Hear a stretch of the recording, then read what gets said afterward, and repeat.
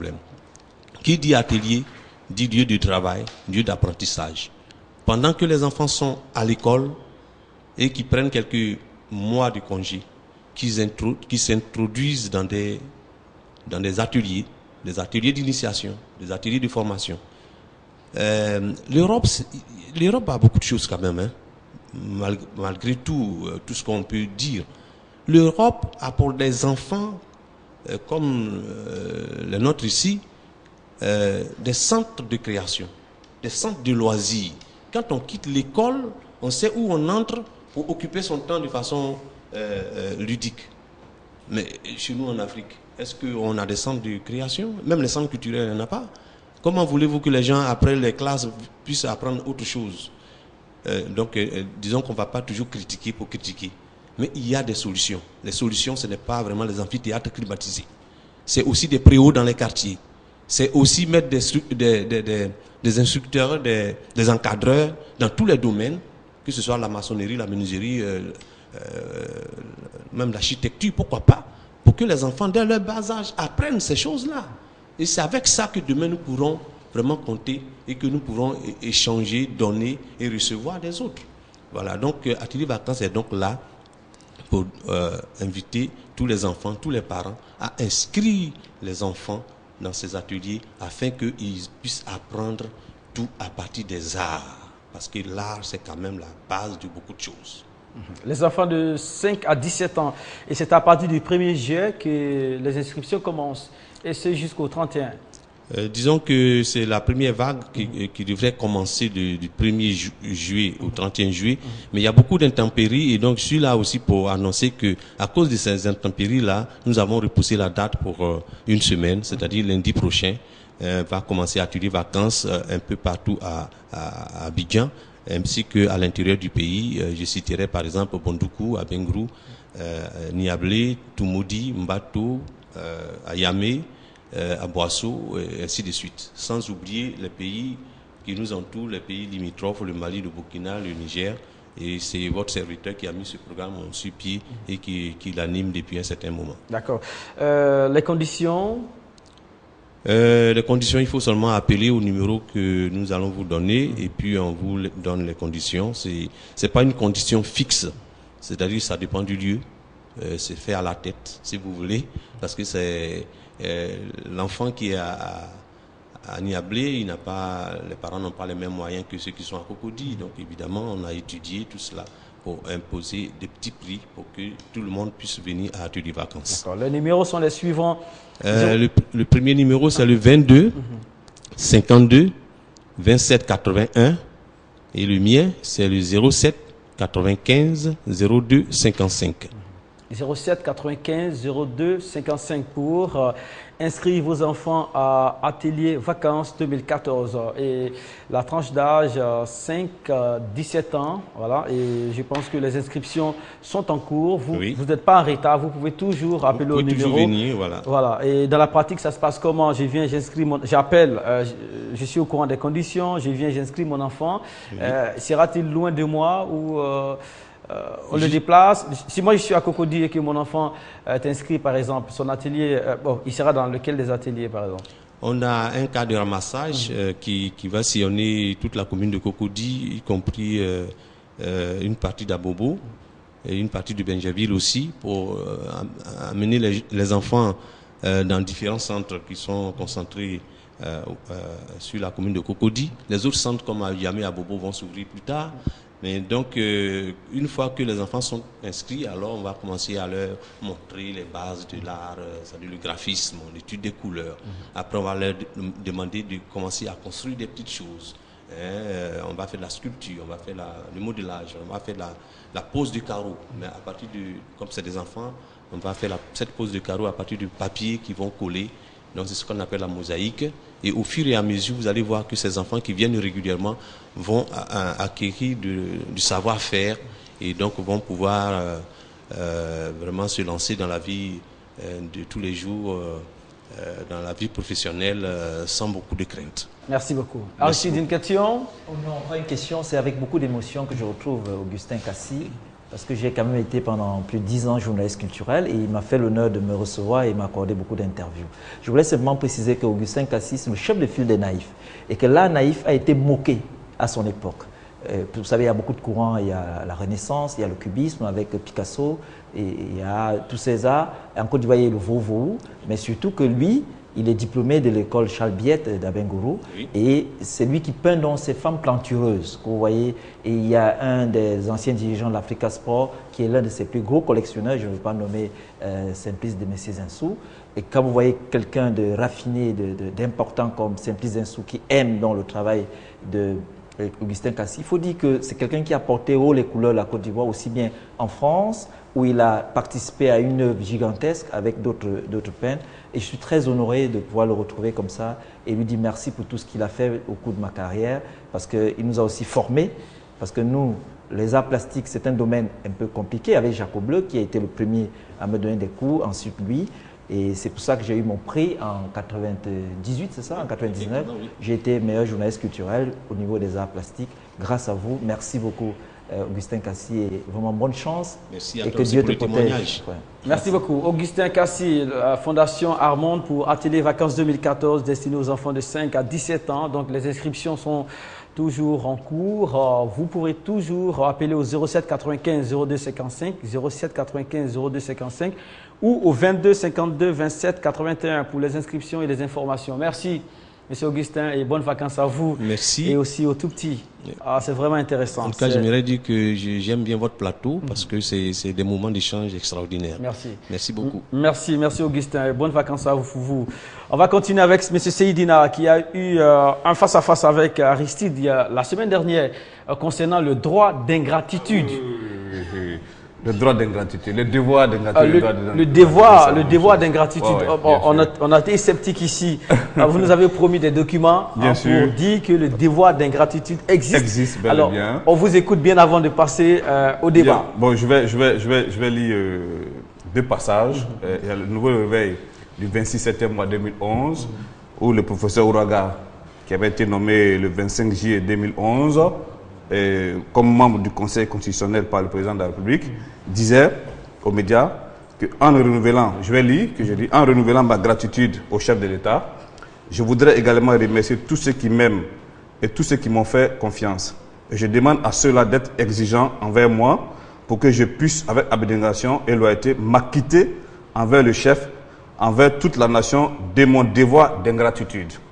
Lorsqu'on vous nomme à une fonction aussi importante que celle-là, il est bon de remercier la personne qui vous a nommé, mais vous n'êtes pas soumis à la personne. Vous êtes un devoir national. On n'a pas à se soumettre aux injonctions de la personne. Il faut s'acquitter d'un devoir pour la nation. C'est ça le devoir d'ingratitude. Et c'est ce que j'avais dit. Nous, on a été sceptiques ici en tout cas. Maintenant, il y a un autre cas. Ça, c'était en France. Ça, c'est Robert Batender qui disait à François Mitterrand. Alors, président qui l'avait nommé. Alors, voilà, c'était le 4 mars 1986. Monsieur François Mitterrand, mon ami, merci de me nommer président du Conseil constitutionnel, mais sachez que dès cet instant, envers vous, j'ai un devoir d'ingratitude. Donc, c'est ce que je disais ici la dernière fois. C'est-à-dire que vous pouvez être nommé par quelqu'un.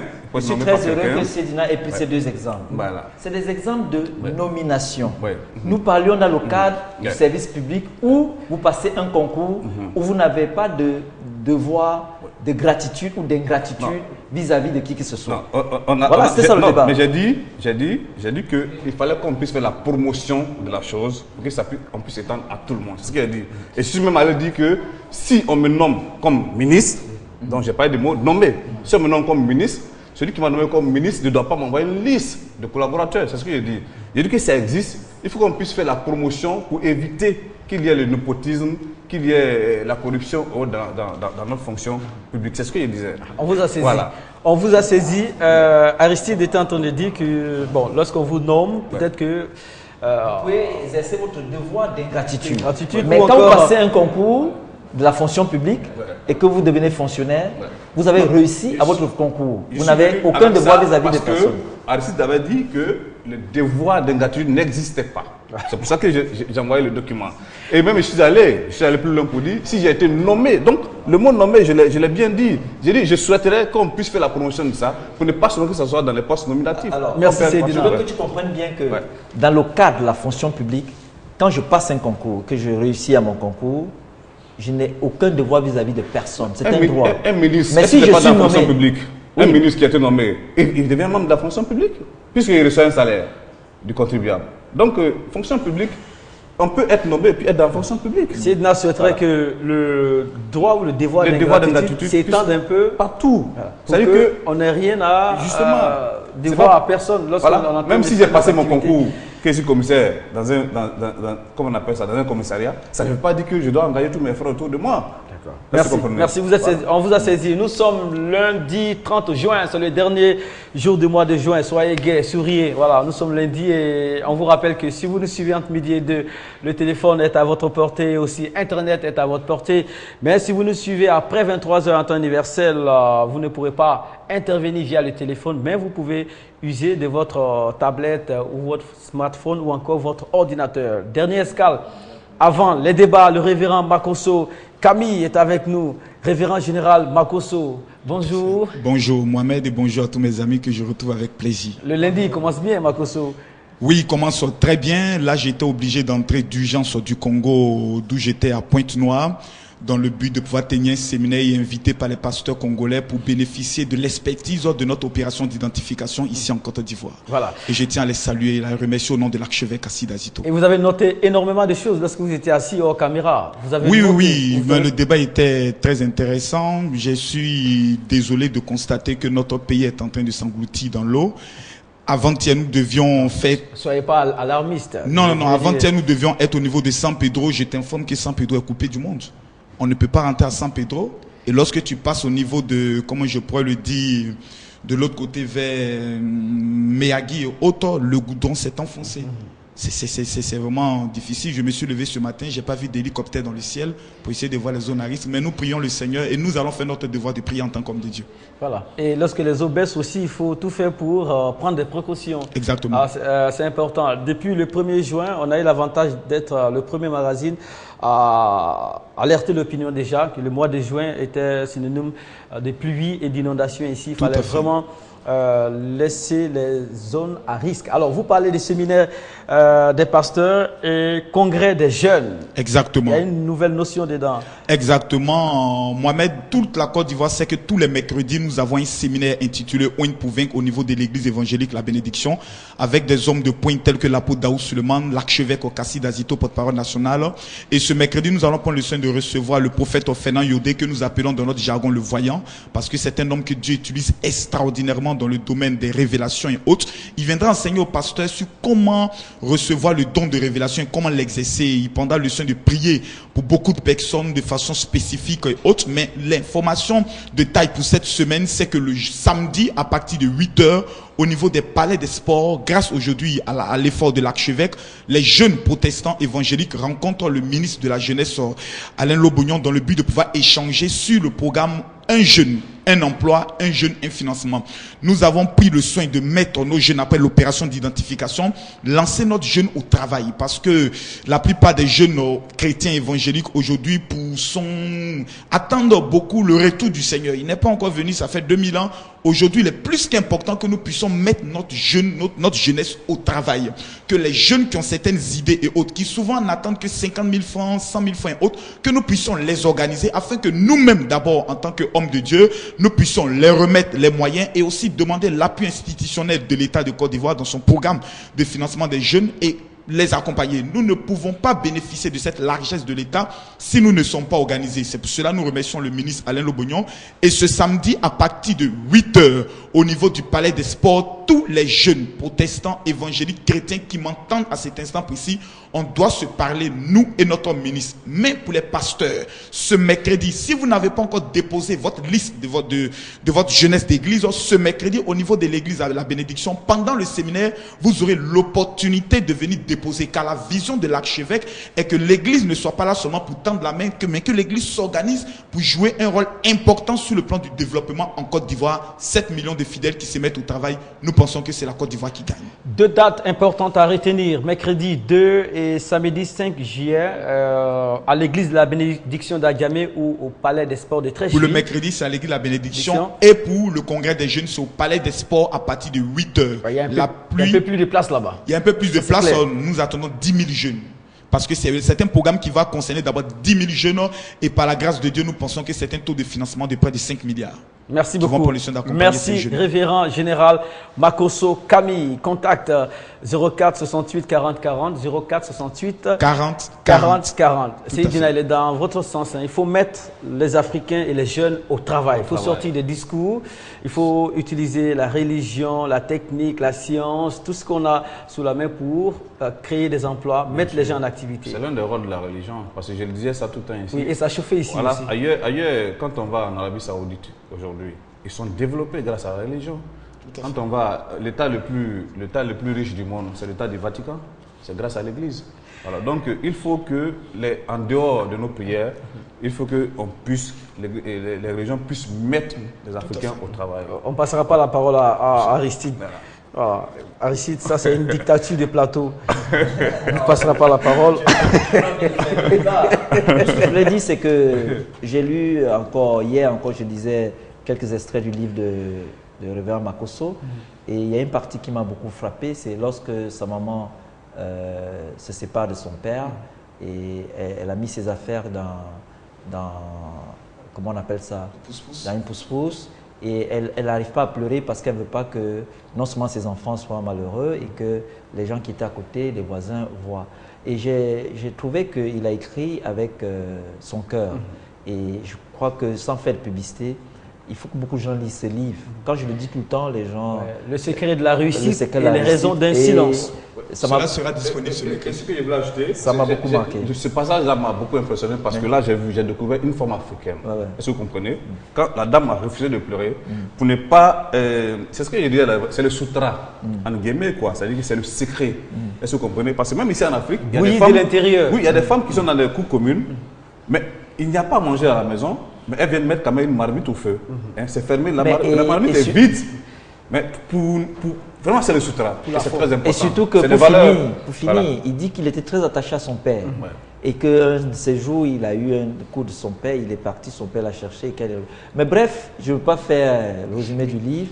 Mais vraiment, de prime abord, quand vous voyez quelqu'un et quand vous le côtoyez pour la première fois, vous avez peut-être des appréhensions, mais au fur et à mesure que vous découvrez la personne, vous sentez que non seulement il a connu la vie, et que quand il accepte de changer, c'est important qu'il partage avec un plus grand nombre. Merci. C'est pour ça que je Dieu vous bénisse. Merci. Successivement et dans l'ordre, l'on a eu la visite d'Augustin Kassi pour la Fondation Art Monde, atelier vacances 2014 destiné aux enfants de 5 à 17 ans. Et enfin, monsieur révérend, attention, le révérend général Makosso Camille, Aristide, le papier couleur, d'accord, pour le séminaire des pasteurs et un congrès des jeunes, mercredi 2 à Djamé à l'église de la Bénédiction et le samedi 5 juillet au Palais des Sports de Trécheville. Merci. Contact 04 68 40 40.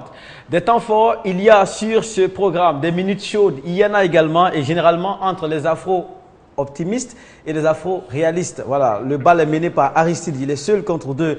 Suivez cet élément. C'était à l'entrée d'une émission et ça chauffe parfois comme ça ici. Je me bats pour ma nation. Je me bats. Là, vous énumérez les valeurs. Non, mais écoute, c'est le premier principe. Quels sont les chiffres? C'est le premier. Notre administration était organisée. On avait donc toute une structuration de notre administration. Qu'est-ce que ça nous a donné en termes de performance? Le rayonnement peut-être de rayonnement. Non, mais de performance. Parce que quand on parle de l'administration. Tu peux me donner les chiffres maintenant? Mais les chiffres maintenant, c'est que nous avons des routes, nous avons des voitures, nous avons des avions, nous avons. Oui, nous avons. On achète. Mais on n'a jamais fabriqué quelque chose. C'est quand même à nous. Même si on achète, c'est à nous. Même si on achète, c'est à nous. Kenda, si tu veux. Attends, s'il vous plaît, ce que je voulais dire à M. Kenda, c'est-à-dire que l'époque dont on parle de 1236, 1200 et quelques, à l'époque dont on parle. Si tu veux le alors, comparer, si on veut faire une comparaison, si on fait une comparaison de l'Empire Madin à cette époque, avec les empires ou bien avec la vie occidentale, à ce moment il n'y avait pas de voitures. Mais nous avions à cette époque une évolution sur le plan civilisation, sur le plan même. Attendez, qu'est-ce qui a séduit les Occidentaux quand ils sont venus ici? C'est l'or qu'on avait. C'est là qu'on avait, c'est les bâtiments que nous avions ici. Mohamed, non, attends, tu dis d'énumérer certaines choses. Moi, je suis en train d'énumérer. Ils sont frappés par le syndrome de l'écureuil. Non. Ils font plus Attendez. de bruit. Ouais. Pourquoi vous voulez toujours revenir à 1200? Ouais. Nous sommes dans la compétition aujourd'hui. Pourquoi vous ne vous inscrivez pas dans la compétition? Attends, on est dans la compétition avec quoi? S'il te plaît, s'il te plaît. Seydina, Non, j'ai tu me fini. poses une question. On vient dans une compétition avec quoi? Si tu peux me dire, on continue la discussion. Mais c'est vous qui êtes dans la Non, tu dis, on est maintenant dans la compétition. Nous, en tant qu'Africains, on vient dans la compétition avec quoi? Mais vous avez dit que nous avons nos valeurs. Il ne faut pas avoir peur du changement. Sur cette même chaîne de les télévision, chiffres, RTL2, il y a une animatrice, il y a une animatrice qui a une émission sur les inventeurs. Vous ne pouvez pas dire à la télévision qu'il n'y a pas des inventions africaines. Dis-moi une seule invention. Bertin Naum. Non. Bertin Naum est béninois. Il vient d'inventer. Mais tu réponds à une question que je n'ai pas encore posée. Dis-moi une seule invention qui est utilisée par le monde entier. Le robot Rosa. Le robot Rosa. Bien, Aristide, face à Diop et Seydina, c'est parfois chaud, hein. Parfois on lance la balle et ça s'enflamme. Et généralement, c'est pas dans le sujet, mais d'entrée, chacun fait montre de vitalité, de génie, hein. C'est vrai que chacun a ses arguments, chacun a sa force également. On va se revoir dans seulement quelques secondes, hein, pour les temps forts de ce qui a été dit sur ce plateau. On va commencer certainement par Aristide, qui s'est prononcé sur le service public sur le continent africain. On transite d'abord et on y va.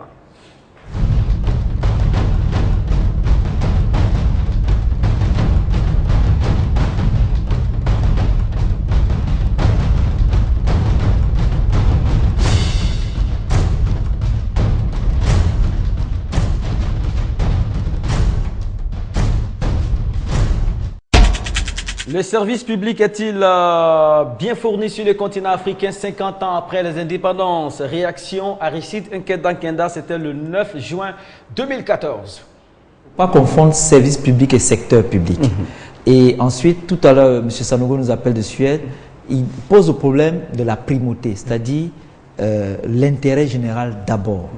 Et bien évidemment, quand Seydina dit que nous avons mal copié, je pense que même dans nos sociétés traditionnelles, il y avait un élan de service public parce qu'on avait quand même le souci d'avoir nos puits, on avait le souci d'avoir nos routes, on avait le souci d'enseigner nos enfants, même si ce n'était pas l'école académique d'aujourd'hui. Mais ce dont Seydina parle, c'est de mettre au centre de notre démarche aujourd'hui les valeurs africaines qui fondent l'égalité, qui fondent la mutualité, qui fondent la continuité. Par exemple, aujourd'hui, dans les services publics, par exemple, vous avez des gens qui grèvent, ils font une grève sauvage, alors que dans ce service-là, il ne doit pas avoir de grève sauvage. Alors que le règlement du service public dit que même en temps de crise, il y a une continuité qu'on doit observer.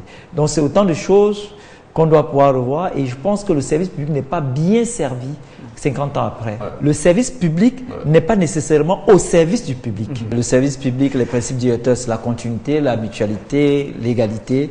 Et à ces trois principes, il faut aussi ajouter la neutralité et la laïcité, la réserve, la primauté. Vous suivra demain, en tout cas, le temps fort du mois de juin sur le plateau ici. Aristide Nkenda se prononçait ici sur l'efficacité du service public sur le continent africain 50 ans après les indépendances. Patrick, une réaction concernant cette séquence? Concernant cette séquence, M. Abdoulaye Mido Kanaté nous dit je me prononcerai sur la fonction publique. Sur ce, j'aimerais que le nouveau ministre du dit fonction soit plus rigoureux dans la gestion des dossiers. Aller jeter un coup d'œil dans nos administrations, c'est la négligence totale, trop de désordre, les bureaux toujours fermés pour raisons injustifiées, des dossiers déposés qui se perdent facilement, vraiment. Les nouveaux fonctionnaires souffrent trop, mon pays souffre. Voilà, on vous rappelle que le 22 42 54 est ouvert, on pourra prendre qu'une seule personne et demain on fera le max. On va continuer avec Ismaël Diop qui s'est prononcé sur la lenteur administrative. C'était le 17 juin 2014.